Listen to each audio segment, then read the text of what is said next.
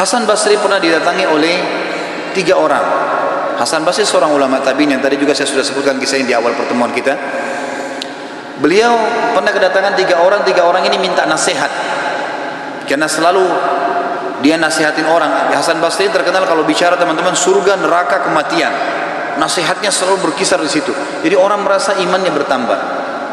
Ringkas cerita, datang 3 orang ke rumahnya. Yang satu mengatakan, wahai imam, saya sudah lama menikah tidak punya anak.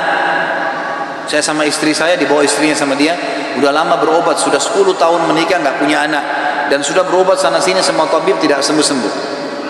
Apa saran anda? Sudah ikhtiar, kata Hasan Basri, perbanyak istighfar. Bukan baca ya, perbanyak istighfar.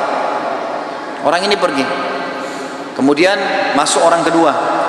Hai imam, saya sudah lama sakit, di perut saya ini ada penyakit, sakit. Kalau sakit itu luar biasa, sudah berobat sana sini nggak pernah sembuh. Sudah ikhtiar, apa saran anda? Kata Hasan Basri, perbanyak istighfar. Lalu yang ketiga mengatakan, masuk orang yang ketiga, wahai imam, saya sudah lama bekerja keras, tidak pernah kaya seperti fulan. Ditunjuk orang kaya di kampung itu. Maka saran anda apa? Dia bilang perbanyak istighfar, perbanyak istighfar. Maka pada saat itu teman-teman sekalian, waktu sudah pulang semua, istri Hasan Basri tanya, kenapa tadi 3 orang ini pulang semua? Ada beberapa athar menyebutkan murid-muridnya yang bertanya, gitu kan? Kenapa anda cuma mengatakan istighfar? Kenapa anda tidak pandu mereka? Mungkin yang satu butuh modal, yang satu butuh tabib, dokter, satu butuh obat mungkin. Kata dia, tidakkah kalian sudah dengar kalau mereka sudah ikhtiar, tinggal ada penghambatnya nih, dan penghambatnya adalah dosa-dosa mereka.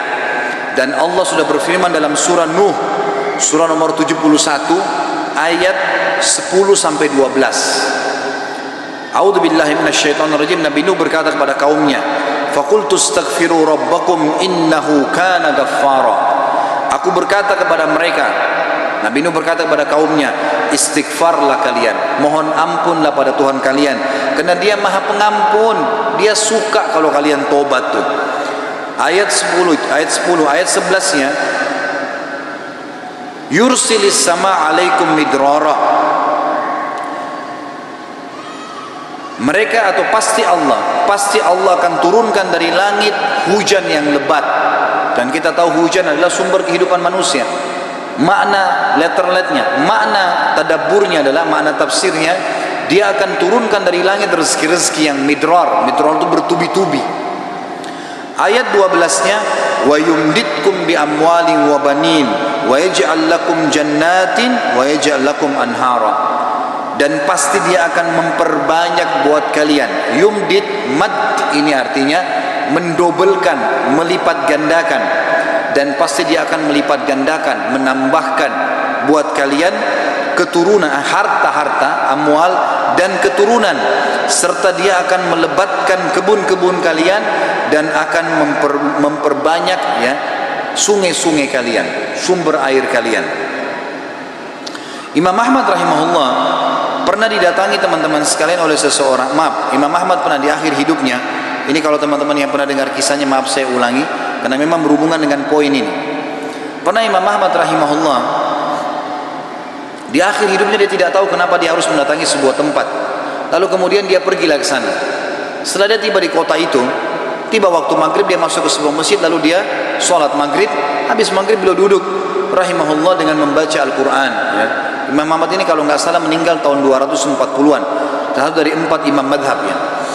Imam Ahmad rahimahullah masuk ke masjid, kemudian beliau duduk sholat maghrib, dulu mengaji sampai isya, beliau sholat isya berjamaah karena tidak tahu kenapa datang ke kota itu. Lalu kemudian beliau ingin istirahat. Habis sholat ba'diyah isya, orang-orang semua pada bubar, Imam Ahmad ke sudut masjid, lalu dia baring. Marbot masjidnya datang tanya, wahai imam, wahai syekh. Syekh ini dalam bahasa Arab bisa berarti orang tua, orang kaya, atau orang pintar ya, bisa 3 artinya. Kebetulan Imam Ahmad dipanggil syekh di sini maksudnya adalah orang tua. Hai syekh, hai orang tua gitu ya. Kenapa anda di sini? Kata Imam Ahmad, saya mau istirahat, saya musafir, nggak ada kenalan. Kata dia, tidak bisa di masjid. Anda harus keluar dari masjid. Lalu kemudian disuruh keluar. Kata Imam Ahmad, saya didorong-dorong dari masjid, keluar dari masjid. Begitu keluar dari masjid, marbot masjid kunci masjid. Kemudian Imam Ahmad lihat dia sudah pergi. Imam Ahmad baring di teras masjid. Marbotnya kembali lagi. Lalu mengatakan, wahai syekh, ngapain di sini? Dia bilang seperti saya bilang, saya musafir, saya butuh istirahat. Ya. Kata marbotnya, nggak bisa.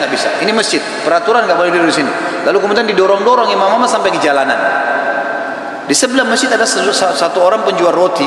Penjual roti ini lihat kejadian tersebut, lalu dia mengatakan, hai syekh, dipanggil Imam Ahmad, orang tua gitu ya, kesinilah, ada tempat saya. Datanglah dia, Imam Ahmad. Lalu Imam Ahmad berkata, orang itu berkata, ini tempat saya usaha jual roti. Di belakang saya jual roti ini ada kamar saya biasa istirahat. Rumah saya tidak jauh dari sini. Anda boleh istirahat. Besok pagi Anda boleh pergi. Dia bilang baik. Jazakallah khair. Imam Ahmad duduk. Imam Ahmad ini karena zaman dulu nggak ada foto, orang nggak tahu wajahnya, orang cuma kenal nama. Nggak kita sekarang bisa lihat fotonya, bisa tahu orangnya gitu. Imam Ahmad bilang ada satu kegiatan orang ini yang unik. Setiap kali orang ini pecahin telur, ambil gandum, ya, tepung, kemudian taruh garam, diaduk, selalu astagfirullah wa atubu ilaih, astagfirullah wa atubu ilaih, terus astagfirullah wa atubu ilaih, terus dia mengucapkan itu. Maka yang terjadi adalah Imam Ahmad bertanya, berapa lama kau amalkan ini? Sudah berapa lama kau amalkan? Kebetulan Imam Ahmad ini di akhir hidupnya, ya, sudah sangat tua. Orang ini juga seumur Imam Ahmad. Dia bilang sudah lama, dari saya masih muda. Kata Imam Ahmad, apa hasilnya istighfarmu ini? Dia bilang semua yang saya minta sama Allah dikabulkan. Apa saja? Belum pernah saya minta sama Allah nggak dikabulkan. Tinggal satu yang sudah bertahun-tahun saya minta belum Allah kasih. Kata Imam Ahmad, apa itu? Dia bilang saya minta agar dipertemukan dengan Imam Ahmad.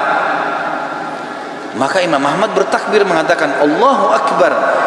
Karena istighfarmu inilah, ya, Allah subhanahu wa ta'ala mengutus saya datang ke kotamu ini, dan saya tidak tahu kenapa saya datang. Karena istighfarmulah marbot masjid melarang saya tidur di masjid dan saya didorong-dorong.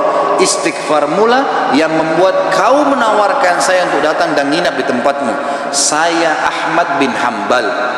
Allah Azza wa Jalla datangkan Imam Ahmad ke rumahnya karena istighfarnya.